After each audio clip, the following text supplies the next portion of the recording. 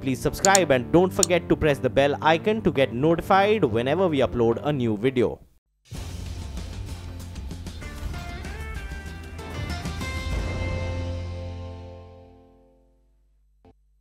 (2017) is ending. In fact, FY18 for India is just about 2 months before it ends.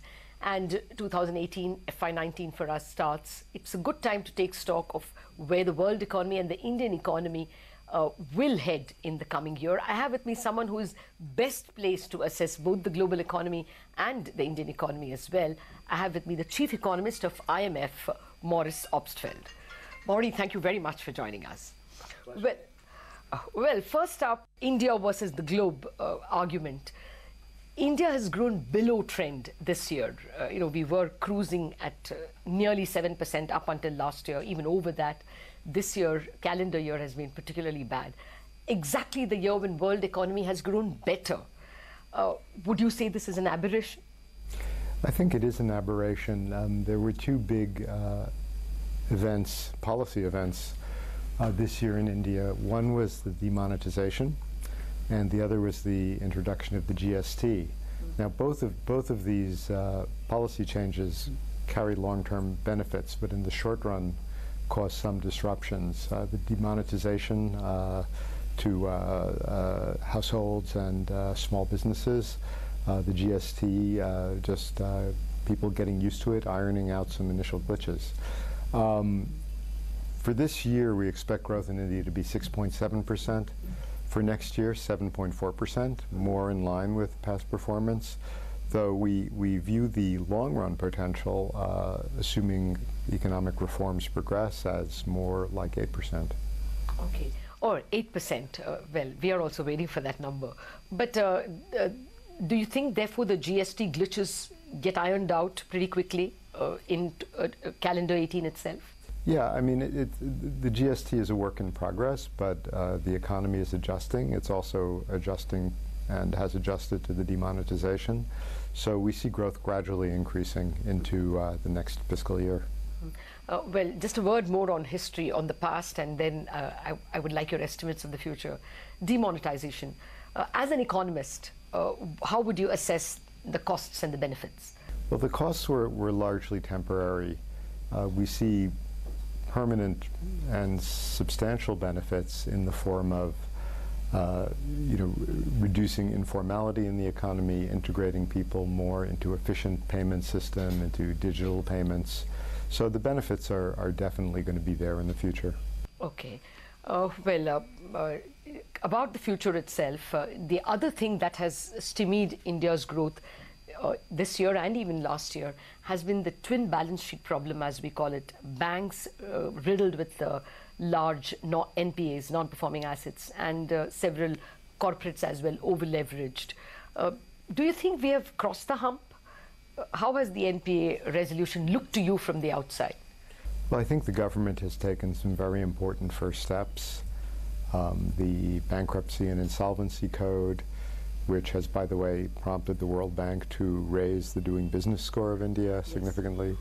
The promised recapitalization, very important, the asset quality review. All of this is critical for getting a handle on the problem and starting to address it. Now, that being said, these are important and difficult first steps, but more needs to be done to complete all of these reforms. See how the Bankruptcy Code works in practice. In terms of the public sector banks, they clearly need more in terms of governance reform. We need to reduce their weight relative to private finance in the financial sector as well. Well, as you pointed out, the IMF improved India's score in ease of doing business. Primarily, I mean, the big jump was in the area of resolution, which is because of the Bankruptcy Code. What can be another big trigger that can push India up, you think?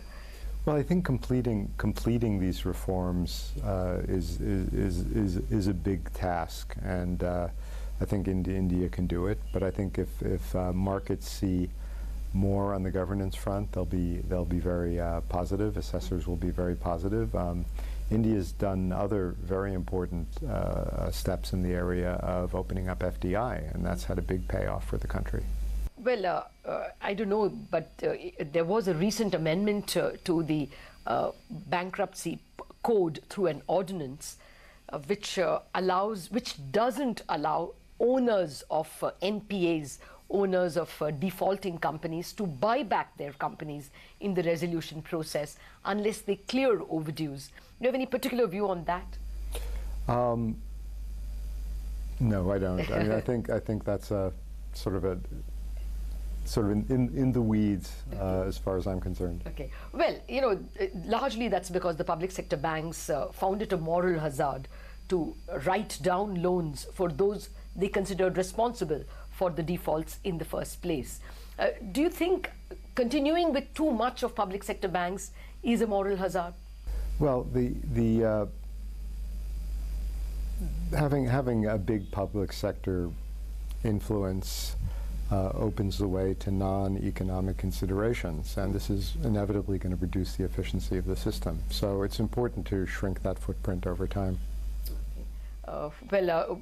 What would you want by way of public sector bank reforms? You refer to governance reforms. Is there anything particular that you're looking for? Independent boards, you know, anything that reduces the non-economic component of decision-making, of credit allocation, allows more competition into the system is going to be a good thing. Well, let me come to the, again, the competition between global growth, or at least the juxtaposition of global growth and Indian growth. You know, normally our exports do well when global trade picks up. And this year, global trade has grown faster than even global GDP. What would you say is the reason that Indian exports have not quite participated? Again, the general, I think the general slow growth here relative to trend is going to be a bar to greater participation. You know, also in India, you know, investment has been relatively weak. We find that investment tends to be more correlated with trade, with imports, with exports. I think that's a factor as well. So would you say even that's a passing problem? Again, I think a lot of that will depend on structural reforms going forward. You know, certainly it's very much tied up with the, you know, the financial markets, with non-performing loans, with the ability of the banking system to get credit where it's most needed. Well, there are a lot of people who worry that the Indian rupee has been very strong. I mean, let's not compare it with the dollar, but if you compare it with the yuan, until recently, if you looked at a 12-month period, the rupee has actually appreciated by between 8 and 10%. Do you think a strong rupee is a roadblock to Indian exports doing well? Well, I think the strong rupee is a function of other macroeconomic policies, in particular fiscal policy. The government has been trying to bring down the level of debt relative to GDP, which is quite high, by gradually reducing the fiscal deficit. That's going to help competitiveness going forward.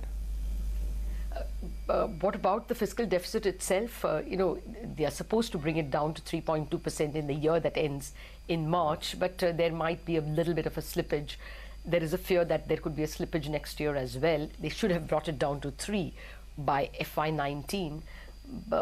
If there is a bit of a slippage, would that be, you know, overlooked? Well, I think the government has to be pretty transparent about, you know, why there is a slippage, why the factors are temporary, and what the correction path will be for the deficit. And I think that will be very reassuring. It's certainly not a crisis situation, given that growth remains favorable relative to interest rates, even though the public debt is relatively high. So, you know, small slippages happen, but I think the government has to be very clear about what the ultimate goal is and have a plan for getting there. Well, a final question on India before I ask your views on the global economy. Even as Indian exporters complain that, or at least some of them complain that the rupee has been strong, there have been some quarters from the United States, some regulatory quarters, who are wondering whether India should be termed a currency manipulator simply because the reserves have grown so much. You have any thoughts on that? Well, you know, India's reserves are at an all-time high. Yes. But if you look at the sort of standard definitions of currency manipulator, they include large persistent current account surplus. India is certainly not there. Nowhere near that. So I don't really see how that charge can be made to stick.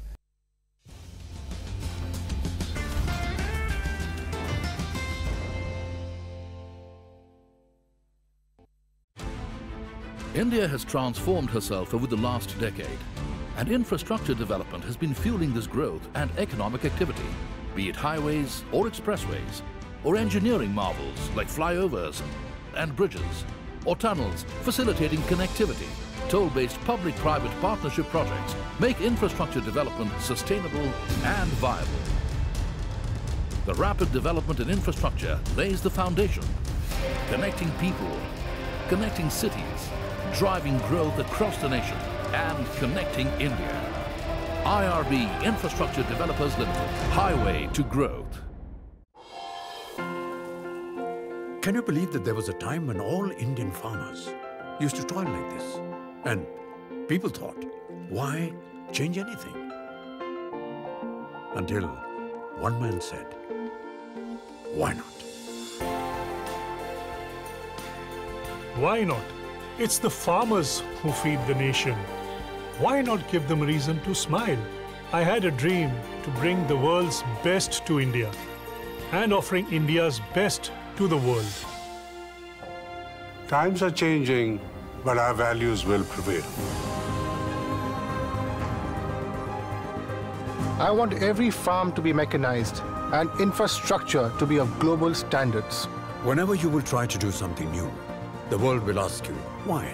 When it does, just say, why not? Why not?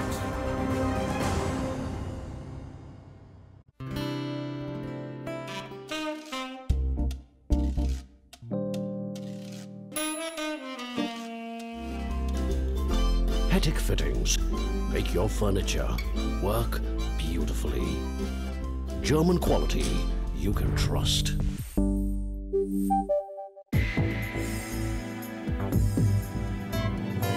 Every morning on CNBC TV18's Bazaar Morning Call, data gets transformed into expert insights that drive decision-making. I don't watch business channels. If I do watch, I watch CNBC. Any market moves because of liquidity. The Asian screen is green. The market has done remarkably well. Stocks expected to be under pressure today. The market is heading up. For policymakers, CEOs and decision makers. The first channel I put on is CNBC TV18 because I want to know the business news. From minute-by-minute analysis to expert inputs and global views, you get the news before it hits the trading floor. Bazaar Morning Call. At these times, only on CNBC TV18. Morning Call brought to you by Prestige Gas Stove. With over $30 billion inflows in 2017, foreign funds are flocking to the Indian capital markets. But will Indian stocks gain more tailwinds in 2018? Meet India's top market gurus and mutual fund experts as they share their insights on the bull market's next act. As our Market Wallahs share 18 multi-bagger stock recommendations for the new year in 18 for 18. And our mutual fund managers tell you where to invest, what sectors to watch out for, and what to expect from the markets in 2018. This December in Mumbai.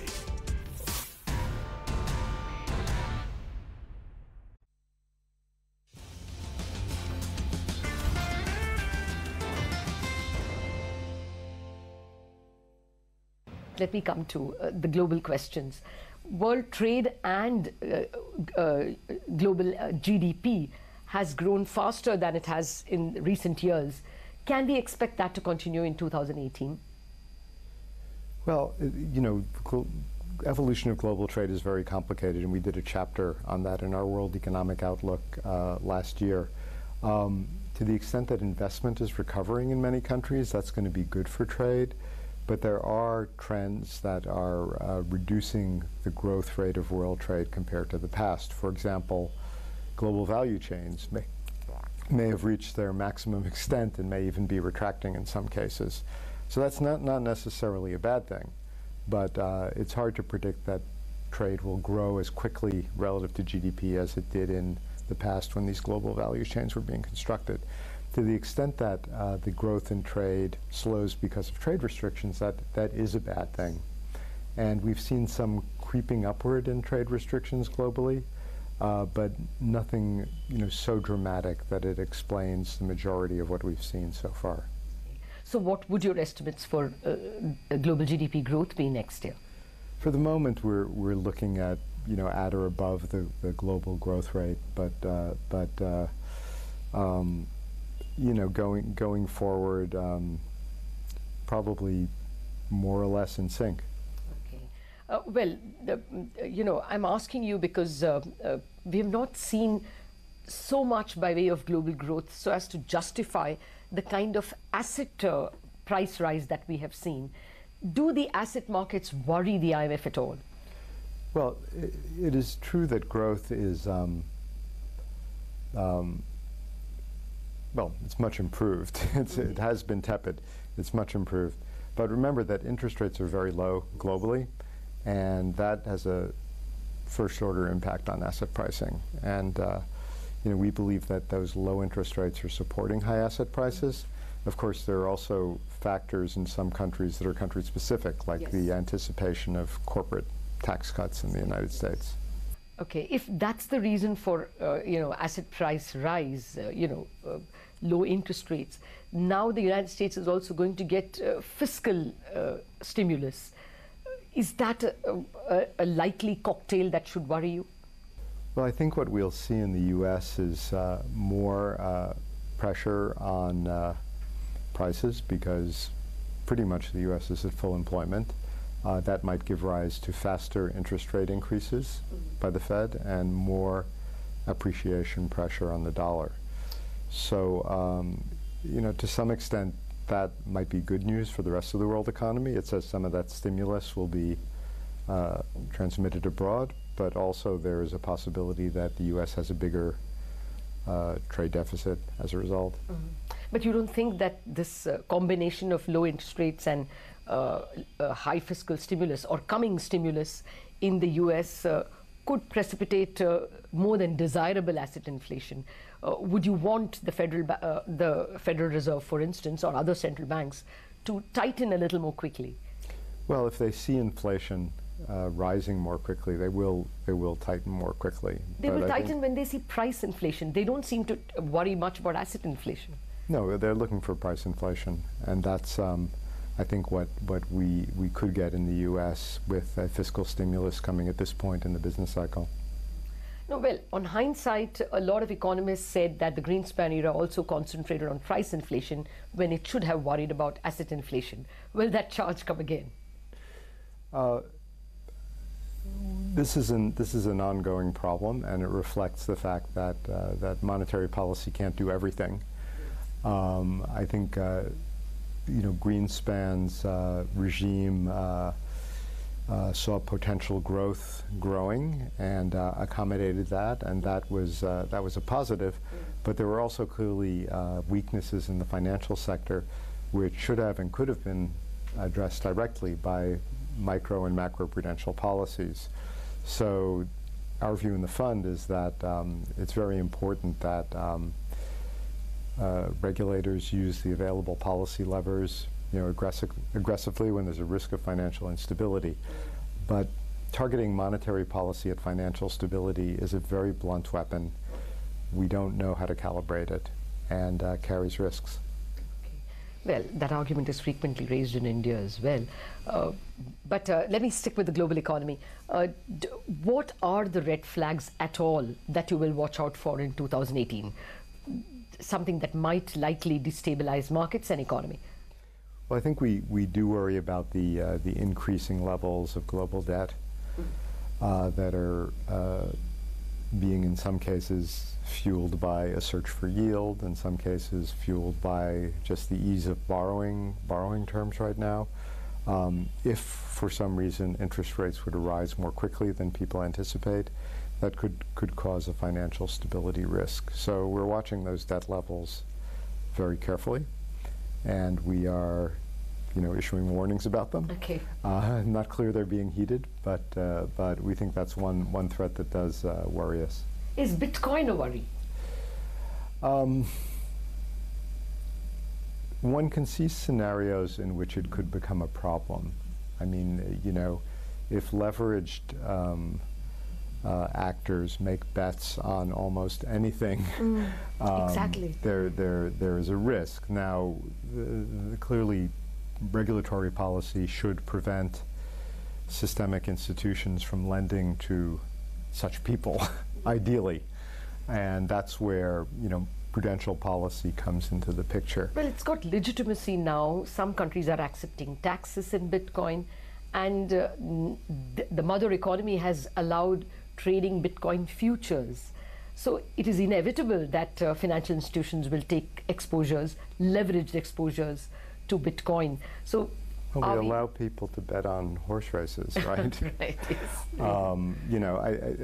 Fintech offers great promise in many areas. It also carries risks in many areas.